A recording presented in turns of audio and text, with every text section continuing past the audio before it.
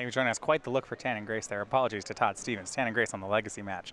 But thank you for joining us. This is our first quarterfinal here at the Team Open in Louisville. So we focus on the center seat. It is Nick Byrd versus Todd Stevens. Nick Byrd winning a Modern Open already this season with ad nauseum. He's looking to do more work yet again here. He'll be playing against Todd Stevens, a player with a lot of chops on different Modern decks. We've seen him top 8 with Eldrazi Tron, with Red-White Prison, with Green-White Company all recently. Yeah, no top 8s with this Eldrazi Tron just yet. He has put up some strong starts. And we go for, so Nick Byrd starts on Leyline of Sanctity and Lotus Bloom. I mentioned before that because of Nick's build, he has very few turn 3s, but he is a solid turn 4 deck. This draw really drives that point home. Yeah, the Lotus Bloom means just one more, I suppose 2 more mana sources, and he's able to effectively combo off if he has the cards. All right, Todd Stevens with Urza's Tower into Expedition Map. So he represents the possibility to make turn 3 Tron. Yep. What he really wants to have some of those Chalice of the Voids. Chalice of the Void on 0 would stop this Lotus Bloom from being a factor. Right. If Todd has that, we likely won't see it until the turn before Lotus Bloom comes off suspend. There's really no reason for him to commit it ahead of time. Go back over to Nick Byrd. Now, with that Leyline in play, so you mentioned Todd's interactive spell. The first one you said there, absolutely, Chalice of the Void. Todd winning before turn 4 is off the table. Thought-Knot Seer, though, is gone now as well.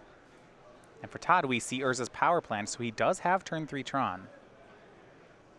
And he'll need it. Nick Byrd takes the Lotus Bloom down to 1. You see Ad Nauseam and Simian Spirit Guide, both in hand for Byrd. A quick game 1 from our upper table. Jeff Stevens with lands takes a game off Tan and Grace. And Nick setting up for the kill. Here's Phyrexian Unlife. He had to use Simian Spirit Guide to cast it, meaning he's just got the 3 mana off Bloom and the 2 lands to make Ad Nauseam. The Eldrazi Tron list plays fewer Karns than other builds of Tron. There are only 2 Karn liberated in Stevens' deck. But if he finds one here, getting rid of that Phyrexian Unlife, that could make a huge difference in this game. Yeah, I mean, if he wants to get very aggressive, getting rid of a land is pretty good here, too. Yeah. It does give a big opening because Nick is off mana, a Chalice for 0, A+ from Todd. Yeah. So big turn. Can he do it? Karn. We're looking for Karn or Chalice of the Void, his 2 interactive cards. Drew Expedition Map. That was not what he was looking for. So here's the tower. 7 mana available to Todd Stevens. What is it that he's going to cast? Endbringer Expedition Map. That was not the answer we were looking for here, and that should mean the turn 4 from Nick Byrd will convert. Yeah, against, Stomping Grounds and decks that play Stomping Grounds. Yeah, this is great. This is really nice, but not against a combo deck. Yeah, but Nick left a window for Todd to interact. As it is, we'll watch this one happen. Lotus Bloom comes into play. 5 lands, Ad Nauseam. Phyrexian Unlife's in play, which means Nick can't lose due to life points. He'll draw his whole deck, exile 3 Simian Spirit Guides. He used 1, so you always do have to watch out for that. Though here he could have exiled even a second. He goes Spirit Guide, Spirit Guide. He hasn't made his land drops, so do that. To the third one, he'll cast Lightning Storm.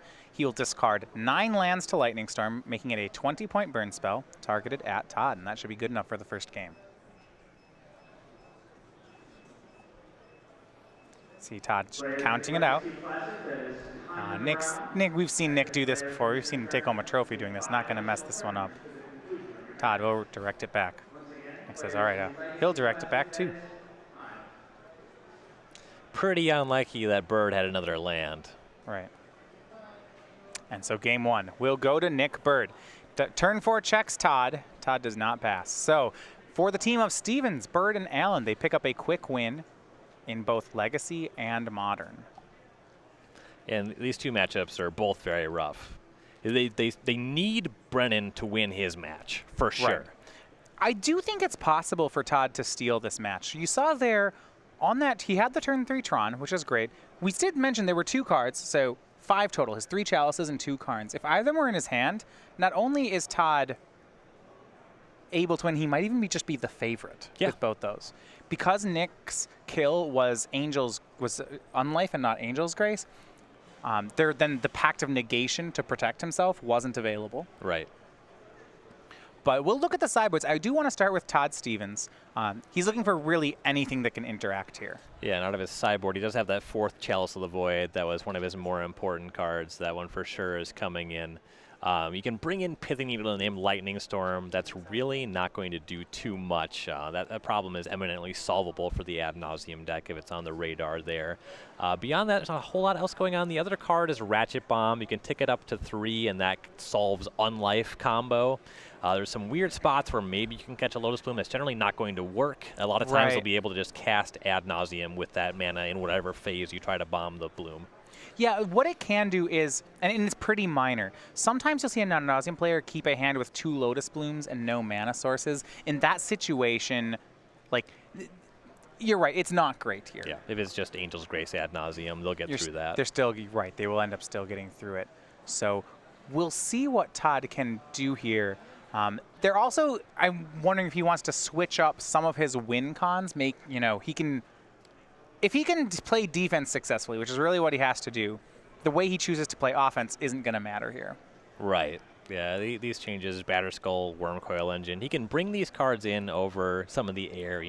These Dismembers have to come out. This Basilisk Collar is not very impressive. Walking Ballista is not the best threat in his main deck. That one can come out too. Yeah, so I'm going to look over at the Nicholas's Bird's sideboard. He's got Path to Exile, Monastery Mentor, Thoughtseize, Lab Maniac, Echoing Truth, Damnation, Pact of Negation, Disenchant, Ethereal Haze, which is a white fog. Sometimes you'll see Darkness here as well, and Hercule's Recall. So a lot of times with Ad Nauseam, the sideboard, when you talk to Ad Nauseam players, the first thing they want on their sideboard is 4 Leyline of Sanctities. Yep. Nick Byrd wants them enough that they're not even in the sideboard. So he does have options here. But a lot of times you're going to see him board very lightly for the matchup. He has some pretty juicy options. Again, he has that core of his deck that needs to maintain. But Thoughtseize to deal with all of Stevens' stuff. Stevens' interaction, pretty much stuff that's permanents that cost at least 2 mana, with Chalice of the Void. So Thoughtseize is pretty impactful against all that stuff. Disenchant will deal with Chalice of the Void as well, so that solves a good amount of the problems. That's probably about all he's looking at. He has this transformational Monastery Mentor sideboard, but that's the kind of stuff that Eldrazi Tron usually just beats, so that kind of transformation doesn't really make sense here. Yeah, and in that situation, sometimes you'll see a Lab Maniac. What that can do is provide him a secondary win condition in case he's worried about some sort of extracting effect, maybe getting his something Thoughtseize. There are some cute things in a Spoils of the Vault version where Lab Maniac actually can be a faster kill. Nick is not playing that, so I don't, as Todd doesn't have that kind of extracting effect, it's probably not going to happen. An interesting one that you might see out of Byrd is actually the card Damnation here. Yeah, that'll clean up whatever kind of clock that Todd has assembled. Buy you plenty of time. Yeah, in a situation where you just see Thought Not Seers and Nick manages to cast a Damnation, it's more than good enough. Yeah. Get back some cards in your hand, stop the pressure.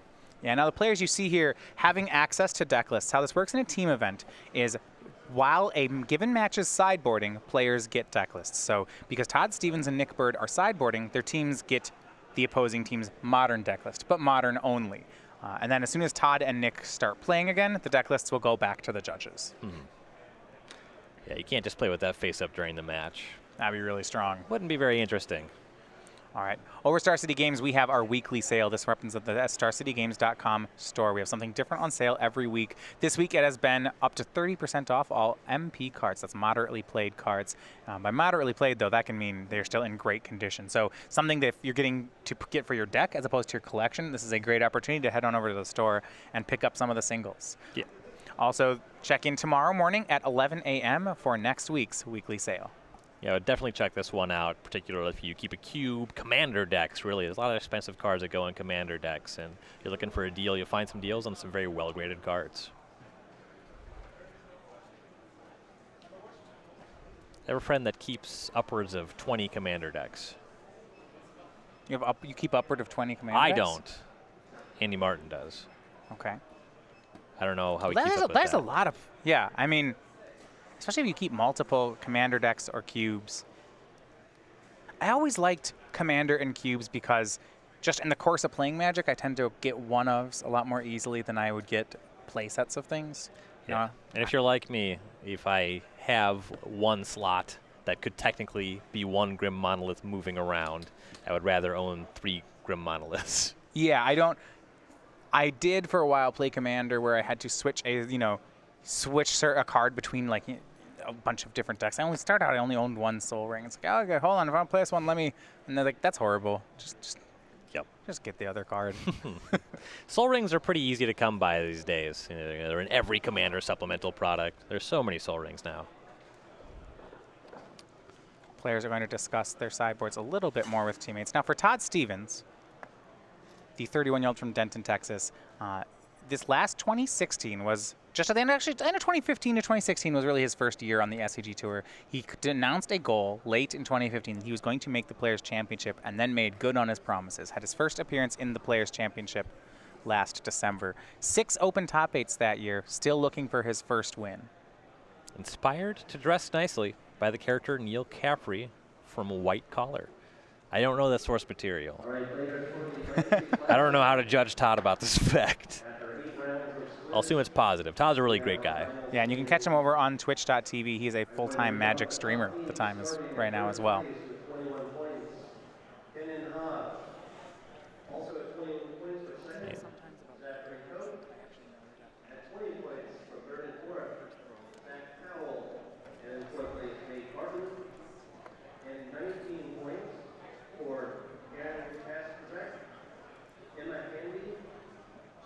See both Legacy and Modern matches heading for the second game. So Byrd and Stevens both taking their respective wins. Over on the bottom, off the bottom, we still have Zach Allen and Brennan DeCandio on their first game here in Standard. Yeah, neither of those decks are decks that win particularly quickly. Can't glean too much information off of that. Up on the top table, the second game is still going, so at least Tannen has not fallen to Merit Lage. Presumably that's what happened in the first game with how quickly that one went down. Yeah, do want to just make a correction here on our screen. Zach Allen is the Teamer Tower player here in the matchup, so it is not a black-green mirror match. It's the Teamer Tower deck. We saw them earlier, that deck actually play against Frank Scarron.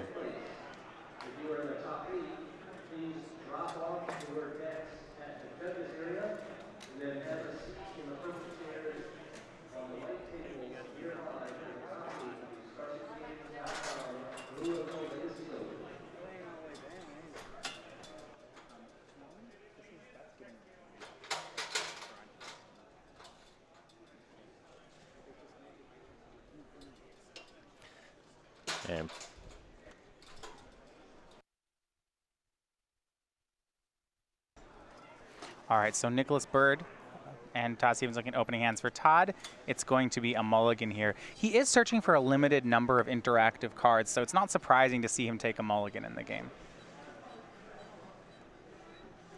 Yeah, when you're running to very specific things, you can't just keep a lands and spells kind of hand. That's just not going to work. Well, we saw that before. You know, Todd had turn 3 Tron on the draw, which is pretty good, and without the right payoff spells, you know, it's like Chalice the Void is more important than turn 3 Tron in this matchup, which is strange to say. Yeah, this matchup's about one thing, and that's Byrd's combo. Stevens has to stop that from happening and then win somehow.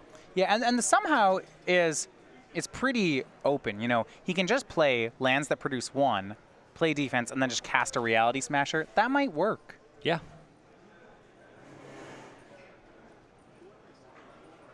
Yeah, in game 1, really, he had several draws that he could have just closed the game with. You know, the Chalice on 0 would have been huge there. Byrd was having some mana woes. Karn Liberated could have closed things out. Todd Stevens going to go to 5. For the Ad Nauseam player here, a lot of Nick Byrd's decks, their big opening hands, are pretty probabilistic. You know, he's got a bunch of Temples, Slate of Hands, Serum Visions. Todd can always hope for a fail rate on Nick Byrd's side. You can't just mulligan to the combo with Ad Nauseam. The numbers aren't there for that. So, you know, say you see a hand of, and your scries aren't that powerful. Say you see a hand of 3 Temples plus an Ad Nauseam plus a Lotus Bloom. You're never shipping this. Yep. But you certainly could fail to find a white card. Yeah, it happens often enough where the Ad Nauseam player keeps 7 cards and then does really nothing noteworthy. Now, when your Goryo's Vengeance opponent keeps 7 cards, that's frequently you have to be Oh pretty yeah, scared about that one. You should watch out on that one. You're probably losing. Zach Allen takes game 1 in the standard match. So now all 3 games going to game 2, and all of them going for the team of Stevens, Byrd, and Allen. Todd keeps on 5, starts off turn 1 with Pithing Needle. We'll see what he names here. There's not actually many cards you can name, as Byrd will suspend Lotus Bloom.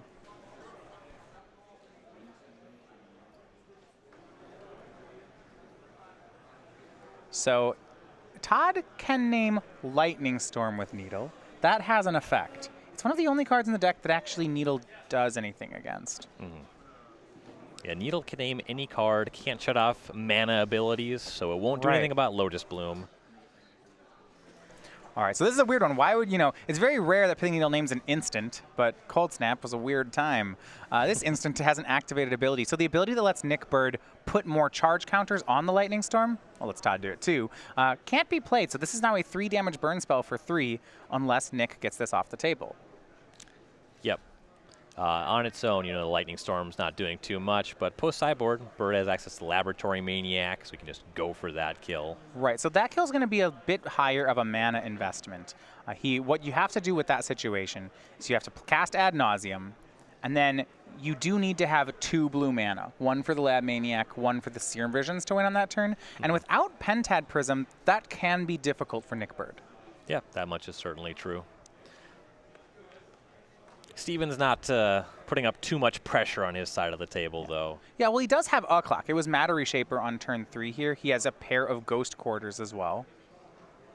So this will deal some damage. The question is how cold Nicholas is to the Pithing Needle. And the answer is probably, it may force him, instead of winning on 6 mana, Grace Ad Nauseam, he has to get up to 8.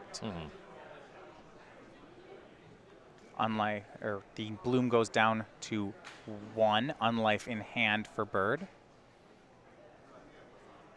Yeah, and you might be thinking, if you need a Lightning Storm, then you can just kill Lab Maniac, right? Well, wrong. If the Laboratory Maniac's in play, that means that Byrd's drawn his entire deck, which features several copies of Pact of Negation. Right.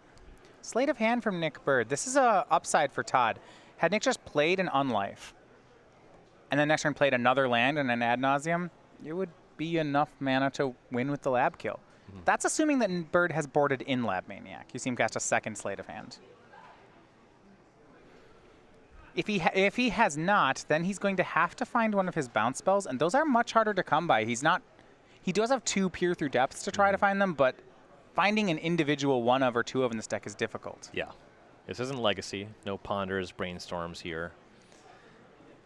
Damage coming across from Todd Stevens. The Matter Shaper hits for 3. Have to imagine that Disenchant is in the deck to deal with Chalice of the Void, but he has to find it still. Yeah. And speaking of Chalice in the Void, Todd Stevens has one in hand. He's going to cast Mind Stone. Maybe we'll see a Chalice on 0. We will. That's going to counter Lotus Bloom. Yeah, that's going to set Byrd pretty far back. This was the card Stevens was looking for in the first game. He finds it in game 2. Now, if Byrd has a kill, yeah, and I was going to say, this is what could happen here. Pact of Negation on it. This means he's planning to Angel's Grace on upkeep. When you play Angel's Grace, you can't lose this turn, which means you just don't have to pay for your pacts. Right. And there's also the fear that that Angel Grace will be accompanied by Ad Nauseam. Okay, so what is likely to happen here, and this is why Needle's not particularly great. Upkeep, he's going to Angel's Grace. Nick has 5 lands. If he draws up to a 6th, he casts Ad Nauseam with a blue floating. Draws his entire deck, pitches 4 Simian Spirit Guides, uses the blue floating in the Spirit Guide to bounce the Pithing Needle, uses the other 3 Spirit Guides to cast Lightning Storm and still win the game. And we see 5 mana now. And in fact, he doesn't even need to have the blue source in hand. He'll just cast Ad Nauseam. He can't lose the game this turn, so he's going to draw his whole deck. And you can tell by his motions, Nick believes he's won this. Yeah. I'm sure this is not the first time that he's played this through a Pithing Needle. If he has an Island, a Echoing Truth, 4 Spirit Guides, and the Lightning Storm, this is going to be a 2-0 win for Nick Byrd. And these cards aren't cards that you realistically cut in a matchup like this. There's no way there's a Simian Spirit Guide hanging out in the sideboard, for example.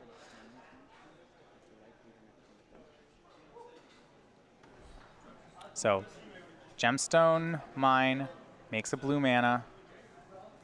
He's finding all his spirit guides. You see all 4 of them there.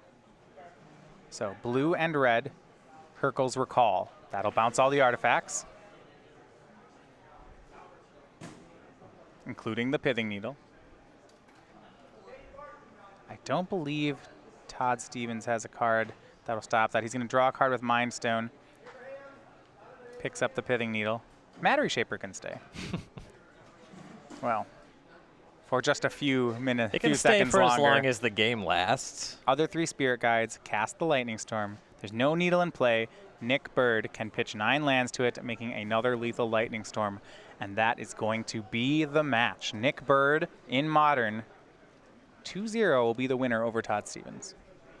That's about how you expect this matchup to go. You know, when you're drawing to so few cards that can really interact with your opponent, and you can't kill them before they can kill you, you're on average much slower than them, you can expect to lose a lot of those games. And you're seeing handshakes all around there. Yeah, and that's because just as that one finishes, it is Jeff Stevens beating Tan and Grace again. So a dominant 5-0, a 20 minutes. It is the team of Stevens, Byrd, and Allen. 2-0, 2-0. They're not even going to let Zach finish his match. They are on to the semifinals. Yep, really impressive stuff. Advanced against one of the stronger teams in the field. And so Nick Byrd advances to the semifinals. He's looking for his 2nd trophy. Remember, he has won an Open with the Ad Nauseam deck previously. All right. So now just 2 more match wins away for the team of Stevens, Byrd, and Allen. And we'll wait for that. So that's going to be the end of the line for Tan and Grace, Todd Stevens, and Brendan DeCandio. But we do have our first team into the semifinals. Now, that was a quick one, so we are going to attempt to move another team over. And that can always be a difficult thing to do because in a team event, you know, normally you'd wait until players are between a game to move them onto the cameras.